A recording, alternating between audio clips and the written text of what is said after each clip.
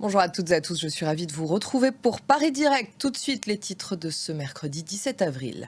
Chernihiv, tout au nord de l'Ukraine, visé par une triple frappe russe. La Russie continue de frapper de façon intensive l'Ukraine. Chernihiv, tout au nord du pays, a été visé par une triple frappe russe. Il y a au moins 13 morts. Et la situation est toujours extrêmement tendue au Proche-Orient, notamment depuis l'attaque ce week-end de l'Iran contre Israël. Le Hezbollah, allié de Téhéran, en a fait les frais hier après avoir mené des attaques contre le nord de l'État hébreu. Bruno Darou, bonjour. Bonjour Pauline. En menant ses frappes au sud-Liban contre le Hezbollah, allié de l'Iran, Israël a-t-il amorcé sa riposte contre Téhéran? Écoutez, c'est difficile à dire ce matin.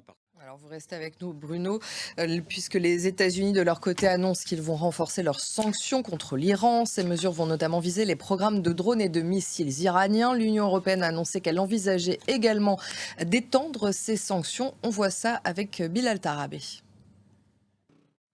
Bruno, il y a ces nouvelles sanctions qui vont toucher l'Iran. Pendant ce temps, les autorités iraniennes, elles, resserrent une nouvelle fois la vis sur la société iranienne. Oui, absolument. Merci beaucoup, Bruno, pour votre décryptage. Des pluies diluviennes se sont abattues sur Dubaï. Au moins une personne a été tuée. L'aéroport international, l'un des plus fréquentés au monde, a dû détourner une grande partie des vols.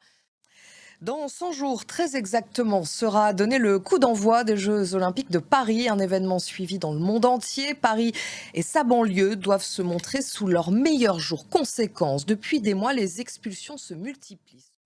Et dans 10 jours, la flamme olympique foulera le sol français. Première étape, Marseille le 8 mai. Elle parcourra 65 départements et sera à Paris le 26 juillet pour la cérémonie d'ouverture des JO. En attendant, elle poursuit son périple en Grèce.